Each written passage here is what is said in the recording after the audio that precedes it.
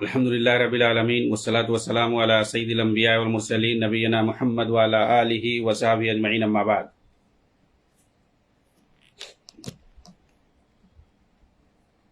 محترم ناظرین کرام، یہ مسئلہ اخوانی و تحریکیوں کی طرف سے اٹھایا جاتا ہے کہ حماس کی مدد کرنا عربوں نے جب چھوڑ دیا، اسی لیے حماس ایران کے پاس چلا گیا۔ انہیں ایسا لگتا ہے کہ یہ لوگ مجبوری کے طور پر ایران کے پاس گئے ہیں، جب یہ در در ٹھوکر کھا رہے تھے، کوئی مدد نہیں کر رہا تھا، اس لیے یہ مجبوری کے طور پر ان کے پاس گئے اور انہوں نے ان کی مدد کر دی۔ کیسی مدد؟ فلسطینیوں کی کیسی مدد وہ کرتا ہے؟ سب سے پہلے تو یہ واضح ہونا چاہیے، باقی اس سوال کا جواب میں دیتا ہوں۔ اور ان کا جو پروپیگنڈا ہے، پبلک کو بیوقوف بناتے ہیں، کچھ بھی میڈیا میں کر دو، کون تحقیق کرتا ہے؟ کہ ان کے پاس جانا، جب لوگوں کے سامنے کھل کے بات آ گئی کہ یہ تو جو ہے سیوں کی تعریف کرتے ہیں، خمینی کے جو ہے قبر پہ جاتے ہیں، اور جو ہے جو رافضی جو سنیوں کا قاتل ہے سلیمان، کیا نام ہے اس کا، قاسم سلیمانی، اس کو یہ لوگ شہید کہتے ہیں، اس کو کہتے ہیں قدس کے لیے، بیت المقدس کی حفاظت کے لیے لڑتے ہوئے مارا گیا، نعوذ باللہ، لاکھوں سنیوں کو قتل کیا جس نے۔ تو یہ سارے جب مسائل آئے، جب بالکل ایکسپوز ہو گئے یہ لوگ، تو کہتے ہیں مجبوری تھی ایران کے پاس جانا، ایسا اور ویسا۔ یہ سراج الحق لالہ نے جو باتیں کہی ہیں خمینی کے تعلق سے، اور اس کے جو گہرے تعلقات ہیں جماعت اسلامی کے، مودودی جماعت کے، جو خمینی سے، شیعوں سے، آپ جو ابھی جو سابق کے جو امیر ہے سراج الحق، اس نے جو بات کہی ہے، جو لکھی ہے باقاعدہ، اسے آپ اندازہ کر سکتے ہیں۔ اس سے پہلے لیاقت بلوچ نے جو بات کھل کر کے کہی ہے، اس کے جو گہرے تعلقات ہیں، یہ سب واضح ہے پوری دنیا میں۔ تو وہ شیعہ، وہ روافظ، آخر ان کا فلسطین سے کیا تعلق ہے؟ ابھی جو ہے ایک ویڈیو ابھی وائرل ہوئی ہے، ورنہ ان کی یہاں تو مسلم ہے، خود ان کا جو ہے عالم صاف صاف کہتا ہے ٹی وی پہ کہ وہاں ہمارا فلسطین میں کچھ نہیں ہے، یہ صرف سیاسی مسئلہ ہے بس۔ بیت المقدس کے اندر، فلسطین کے اندر جس چیز کی وجہ سے اہمیت ہے مسلمانوں کے یہاں، وہ مسجد اقصیٰ کو لے کر کے ہے، اور مسجد اقصیٰ ہمارے یہاں وہاں پر ہے ہی نہیں، وہ تو چوتھے آسمان پر ہے، یہ ہمارا عقیدہ ہے۔ بھئی مسجد اقصیٰ جن کے یہاں چوتھے آسمان پر ہے، فلسطین پہ ہے ہی نہیں، ان کا کیا لینا دینا وہاں سے؟ یہ ان کا عقیدہ ہے۔ جی ہاں، اس کا مطلب کیا ہے؟ سیاسی مقصد ہے۔ جیسے وہ انوالو ہوئے عراق کے اندر، عراق کو تباہ کیا، انہوں نے اپنا سیاسی فائدہ اٹھایا۔ سیریا کے اندر وہ انوالو ہوئے، اپنے جو ہے کارندوں کو بھیجا، وہاں جو ہے انہوں نے سنیوں کو مارا، ان کا اپنا مقصد پورا ہوا، عراق میں جیسے مارا۔ لبنان کے اندر انہوں نے اپنے کارندوں کو بھیج کر کے اس ملک کو تباہ اور برباد کر دیا اور تباہی کے دہانے پہ چھوڑ دیا۔ ایسے ہی انہوں نے غزہ کے اندر حماسیوں کو جو ہے چھوڑ کر کے، ان سے تعلقات چونکہ بہت پرانے ہیں ان کے، اپنا یہ فائدہ اٹھا رہے ہیں، سیاسی مقصد ہے ان کا، وہاں پر ان کے ذریعے سے اپنی فکر ترویج کر رہے ہیں، اپنا عقیدہ جو ہے مسلمانوں کے درمیان، سنی مسلم جو کہ 100% وہاں پہ پورے شہر میں سنی مسلمان تھے، ان حماسیوں نے وہاں پر ان کا عقیدہ جو ہے پھیلایا، وہاں پہ ان کی تنظیمیں، خمینی کے نام پہ تنظیمیں قائم کر کے مسلمانوں کو شیعہ بنا رہے ہیں۔ جی ہاں، یہ ساری چیزیں وہاں پہ یہ رافضیوں کے بڑے بڑے جو جرنیل ہیں جنہوں نے سنیوں کا قتل کیا ہے، ان کے بڑے بڑے بینر لگا کر کے جگہ جگہ ان کی جو ہے تعزیت کرتے ہیں، ان کی جو ہے برسی مناتے ہیں، اور ان کو جو ہے شہید کہتے ہیں، اور جب اگر کوئی پھاڑ دیتا ہے کوئی بینر وغیرہ تو اس کے گھر کو یہ لوگ توڑ دیتے ہیں۔ جی ہاں، اس کے گھر کو بلڈوز کر دیتے ہیں، توڑ دیتے ہیں، اور لوگوں کو پکڑ کے جیل میں ٹھونس دیتے ہیں، مارتے ہیں اگر کوئی جو ہے ان کی مخالفت کرتا ہے۔ یہ ساری چیزیں پائی گئی ان کے یہاں۔ تو مطلب یہ کون سا سیاسی تعلق ہے؟ سیاسی تعلق نہیں ہے، یہ سب عقیدے کا تعلق ہے ان کا، سمجھ رہے؟ تو کہنے کا مطلب یہ ہے کہ ان کا یہ پروپیگنڈا ہے کہ جب لوگوں کے سامنے واضح ہو گیا، بھئی جب ہے حقیقت ہے تو اس کو چھپا کیوں رہے ہو؟ اس کو سیاسی کیوں بتا رہے ہو؟ صرف سیاسی تعلق نہیں ہے، اور یہ صرف جھوٹ ہے کہ فلاں نے مدد کرنا چھوڑ دیا، یہ مدد کرنا. بھائی تم ہو کون؟ تم کو تو برپا کیا گیا ہے فلسطین کو توڑنے کے لیے. اس سے پہلے جو میں نے پیش کیا تھا پہلی قسط میں جا کر کے آپ سمجھ سکتے ہیں اس کو کہ کیسے جو ان کو برپا کیا گیا فلسطین کو توڑنے کے لیے، فتنہ اور فساد کو پھیلانے کے لیے.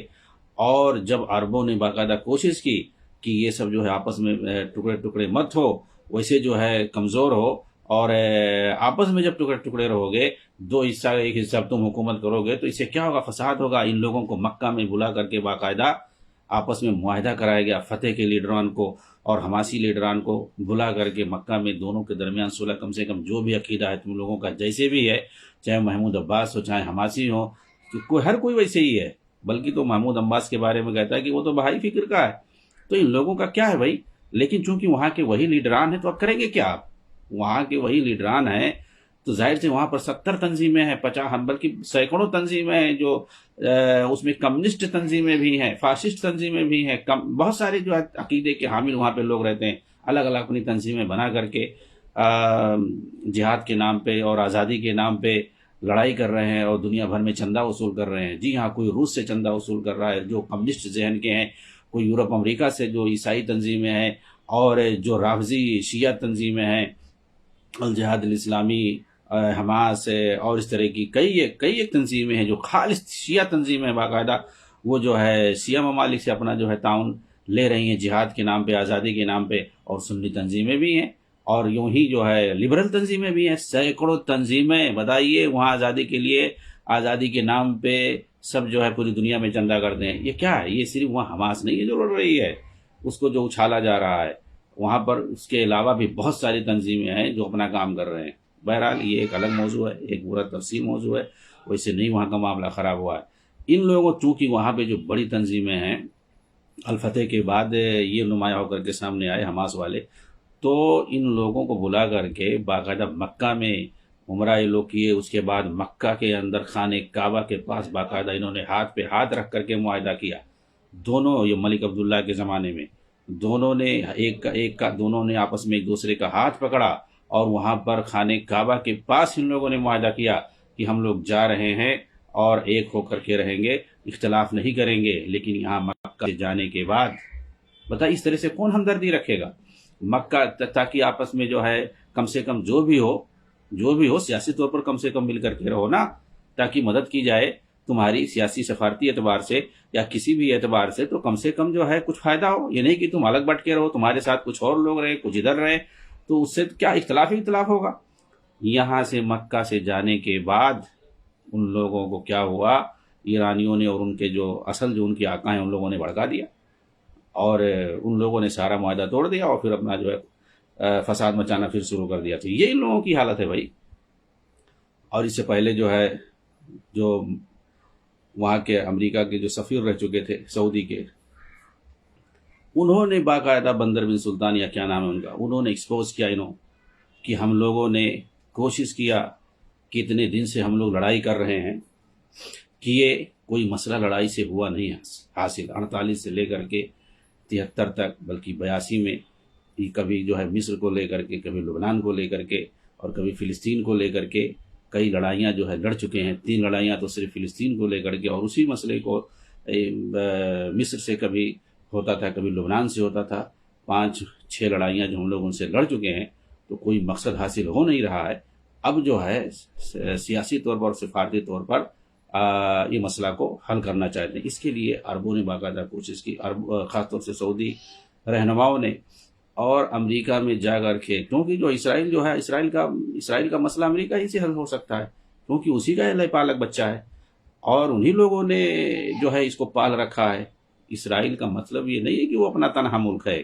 اسرائیل کا مطلب اس کے پیچھے جو ہے فرانس ہے، اس کے پیچھے برطانیہ، اور سب سے بڑا شیطان اس کے پیچھے جو ہے امریکہ ہے. ان لوگوں کے بغیر یہ حل نہیں ہو سکتا ہے. تو اگر کسی کے پاس تھا، اسی وقت اس کو جو ہے لڑائی کر کے حل کر سکتے ہیں، جب یہ کم سے کم یہ جو 3 ممالک ہیں جو پرو اسرائیل ہیں، جو اسرائیل کے سخت ترین جو ہے دوست ہیں اور اس کا ساتھ دینے والے ہیں، برطانیہ، فرانس اور امریکہ.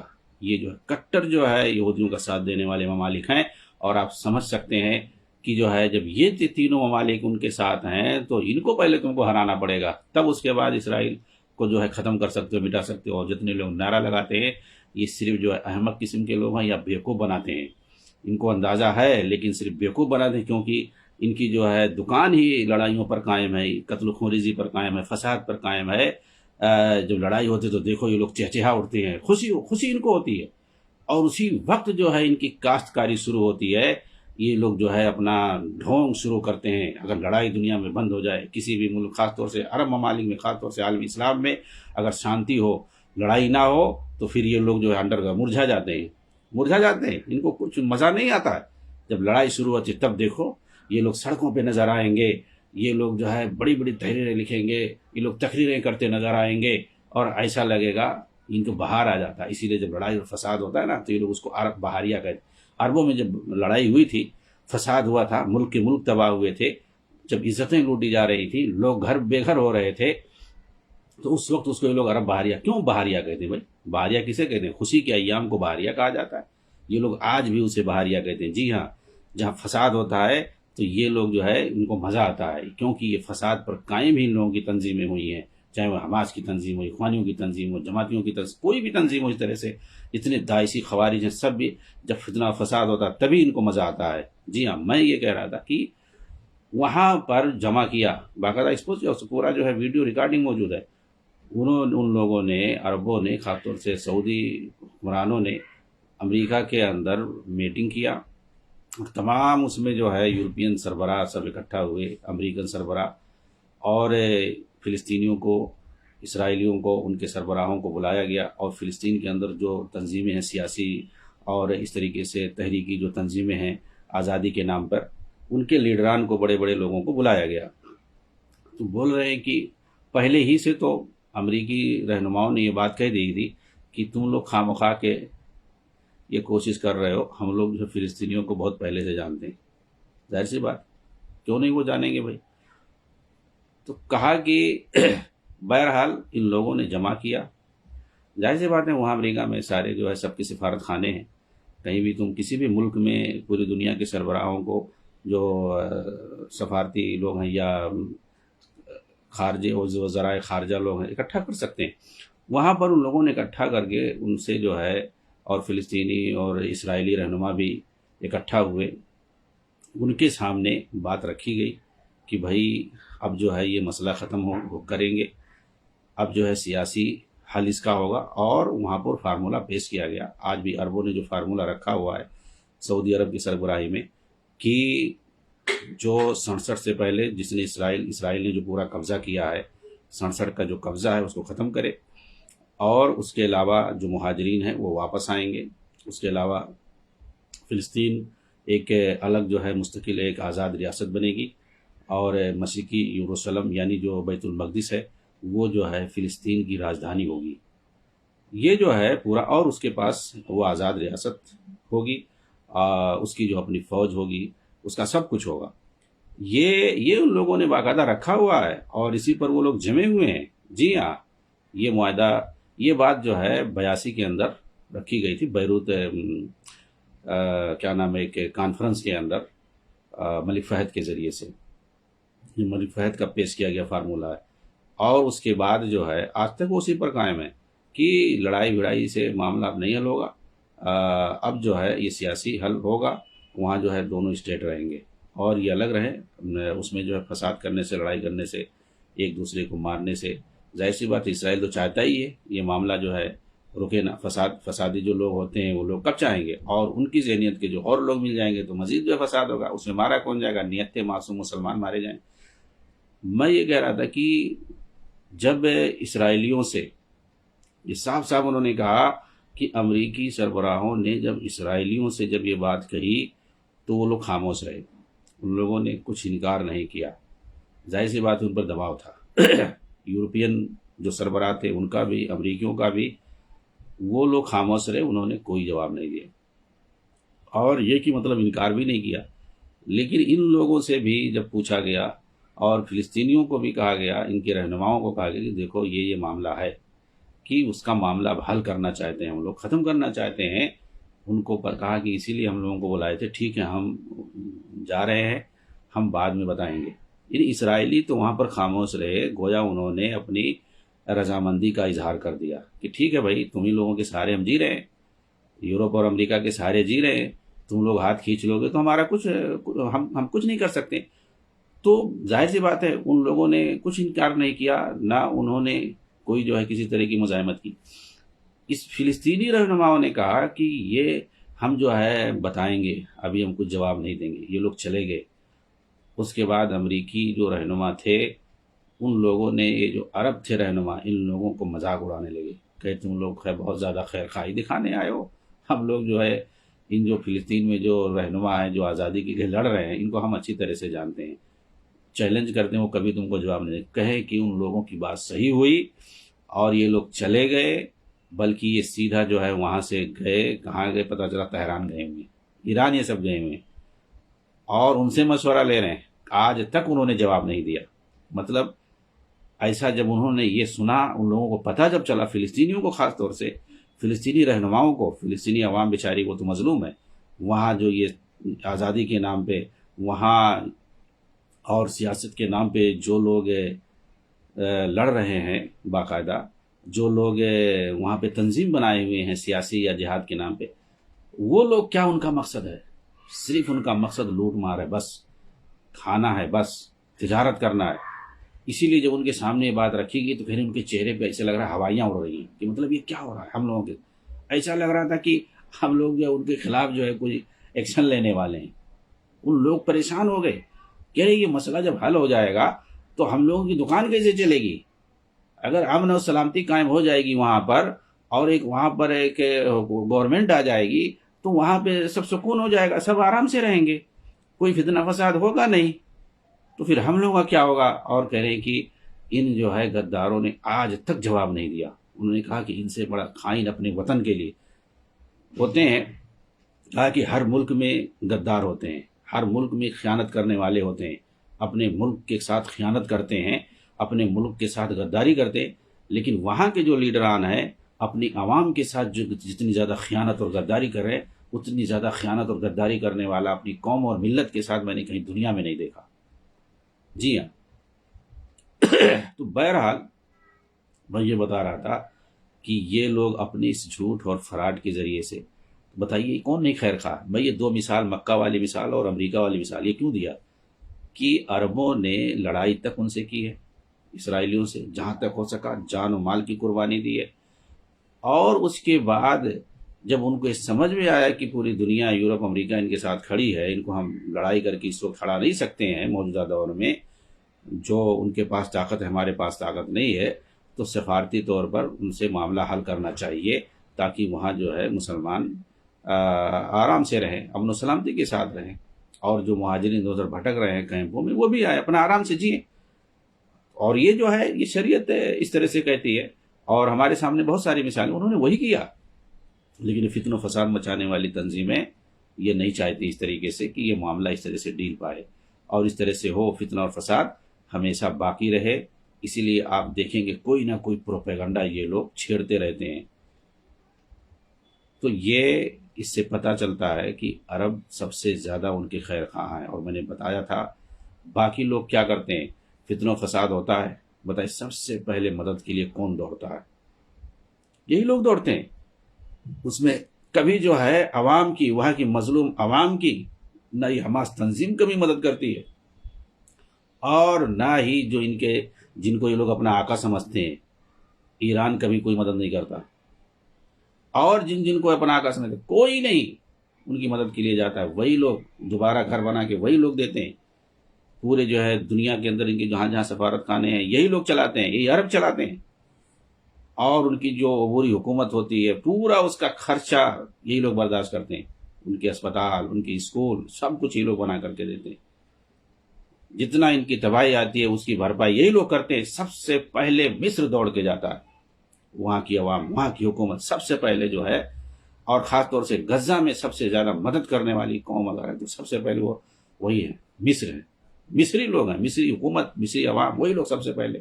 بتائیے مصر کو سب سے بڑا غدار یہ لوگ بولتے ہیں، جو جتنے زیادہ مدد کرتا ہے، جو جتنے زیادہ ساتھ دیتا ہے، اسی کو یہ لوگ سب سے بڑا غدار کہتے ہیں، سب سے بڑا مطلب جو ہے ان کے یہاں صرف اور صرف جھوٹ ہے، پروپیگنڈا ہے، اس کے علاوہ اور کچھ نہیں ہے۔ اور یہ بیانیہ جو یہ لوگ مشہور کیے ہیں یہ ایک دم سراسر جھوٹ پر مبنی ہے کہ جب عربوں نے ان کا ساتھ چھوڑ دیا تو ایران کے پاس گئے۔ ارے ایران سے ان کے گہرے تعلق آج سے نہیں ہے، یہ زمانے سے، یہ گزشتہ صدی کی 40 کی دہائی سے ہے۔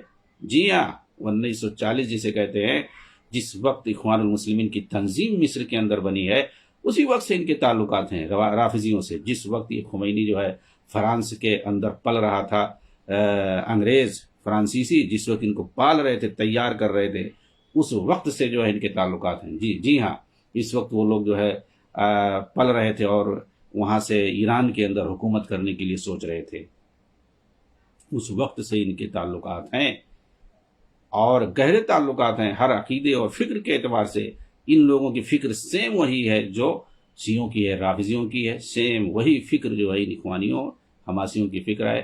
ان کے تعلقات، ان کا جو پہلا لیڈر جو احمد یاسین ہے، وہیں جا کر کے ان کے جو ہے جو علمی حوزات کہتے ہیں، قم میں جو ان کا مقدس شہر مانا جاتا ہے، جو کہتے ہیں وہ جنت کا دروازہ ہے، شہر قم، مدینت قم، وہاں پہ جا کر کے جو علمی حوزات ہیں، جو اسکول ہیں ان کے خاص، جہاں پہ صحابہ کو گالی دی جاتی ہے، سکھایا جاتا ہے سنیوں کے خلاف کیسے پروپیگنڈا کیا جاتا ہے، صحابہ کے خلاف کیسے تبرہ کیا جاتا ہے، پوری من گھڑت کہانی اسلام کے خلاف جہاں سمجھائی جاتی، سکھائی جاتی، وہاں پہ وہ جا کر کے درس دیتے تھے، ان کے طلبہ کو پڑھاتے تھے۔ کیا پڑھاتے تھے؟ شیعہ طلبہ کو کون پڑھانے کے لیے بلائے گا اپنے یہاں؟ کس کو بلائے گا؟ جو اپنا ہم فکر ہوگا، جو اپنا ہم مشرب ہوگا، اپنا ہم عقیدہ ہوگا، اسی کو بلایا جائے گا۔ جی ہاں، وہاں جا کر کے درس دیتے تھے، خمینی کے سامنے جا کر کے اس کی تعریفیں کرتے تھے۔ یہ سب کیا ہے؟ یہ فکری چیزیں ہیں، ہر ایک بات ہے، یہ ساری چیزیں ان کے لیڈران جو ہیں، ان کا تعلق آپس میں کیا ہے، اور ان لوگوں نے یہاں کے بر صغیر کے، اور یہ لوگ جو یہ کہ بیانیہ اور نیریٹو قائم کرتے ہیں، عربوں نے ان کا ساتھ چھوڑ دیا تو چلے گئے، نہیں تو کیا بھائی تعلقات تو کافروں سے بھی بنا سکتے ہیں۔ ارے سیاسی تعلقات کی بات نہیں ہو رہی ہے، یہ سیاسی تعلقات پر بھی میں بات کروں گا کہ ان لوگوں کی کیا دوغلا پنی ہے۔